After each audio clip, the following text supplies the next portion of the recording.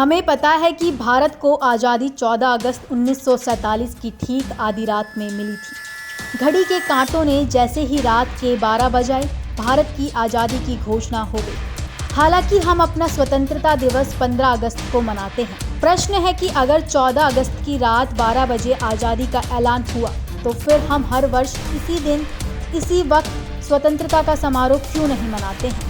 सवाल है कि जब एक देश की नई तकदीर लिखे जाने जैसा बड़ा काम हुआ, तो फिर यह आधी रात में क्यों, दिन में क्यों नहीं? ऐसी क्या मजबूरी थी कि रात 12 बजे ही ब्रिटिश राज के हाथों से शासन की बागडोर भारतीयों को सौंप दी गई? भारत को स्वतंत्रता मिलने के आखिरी कुछ महीनों की कहानियां लिखने वाले 2 विदेशी इतिहासकारों ने इन सवालों के जवाब दिए हैं। डोमिनिक लेपियर और लैरी कॉलिंसी की पुस्तक फ्रीडम एट मिडनाइट, हिंदी में आधी रात को आज़ादी के नाम से प्रकाशित हुई है। इस पुस्तक में बताया गया है कि आखिर 14 अगस्त की आधी रात को ही भारत को एक स्वतंत्र राष्ट्र घोषित क्यों किया गया। पुस्तक आधी रात को आज़ादी के लेखक कहते हैं कि इसकी वजह ज्योतिषों की राय थी। ज्योतिषों का मानना था कि किसी राष्ट्र को स्वतंत्रता दिए जाने जैसा पवित्र कार्य के लिए 15 अगस्त का दिन शुभ नहीं है।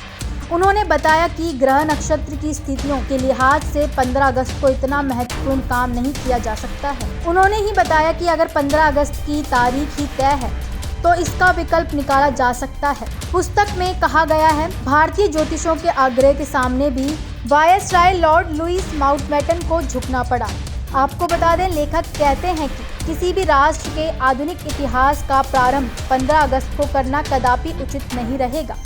इस चेतावनी को बार बार दोहरा रहे ज्योतिषों ने आखिर जो एक बीच का रास्ता सुझाव दिया था।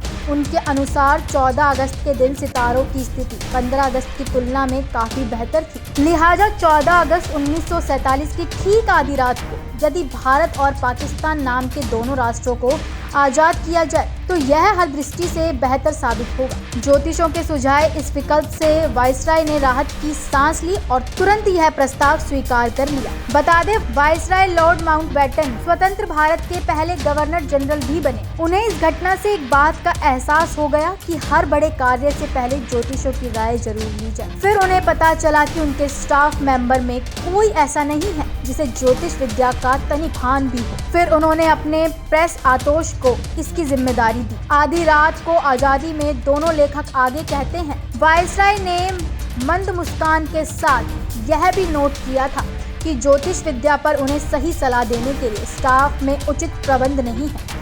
उन्होंने अपने सुयोग्य नौजवान प्रेस सलाहकार एलन कैंपबेल जॉनसन के अन्य जिम्मेदारियों के साथ यह जिम्मेदारी भी सौंपी कि महत्वपूर्ण मुद्दों पर हमेशा ज्योतिषों से मशविरा कर लिया जाए। पुस्तक में इससे आगे की जो पंक्तियां हैं, उससे पता चलता है कि कैसे भारत आजाद होते होते महात्मा गांधी के आदर्शों से उनके शिष्य ही मुक्त होने लगे थे। लेखक कहते हैं, आजादी ज्यों-ज्यों नजदीक आ रही थी, महात्मा गांधी की छत्र छाया में पले सभी नेताओं को महसूस होने लगा कि महात्मा जी की बातें अवैज्ञानिक और देहाती हैं। वह भारत को भव्योन्मुखी बनाने की अपेक्षा अतीत पर सम्मोहन की स्थिति में डाल रही है। वे नेतागण चरखे को भारतीय देहात का जागरण चिन्ह न मानकर उसे गांधी जी का खिलौना कहने लगे थे। गांधी जी के ऐतराज की उपेक्षा करके उन्होंने भारत के राष्ट्रीय झंडे के मध्य से चरखे को हटा दिया था।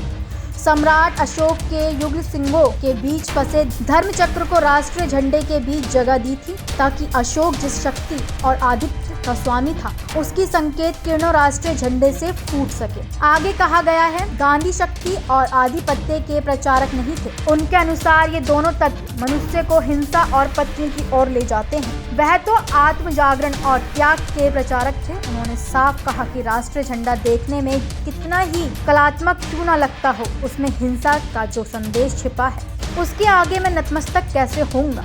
उन्हीं के द्वारा पोषित नेताओं और उनके बीच मतभेदों की अभी तो वह शुरुआत ही थी। उम्मीद करते हैं वीडियो आपको पसंद आया होगा। वीडियो आपको पसंद आया हो तो अपने दोस्तों के साथ शेयर करना बिल्कुल ना भूलें। साथ ही कमेंट सेक्शन में अपनी राय जरूर दें।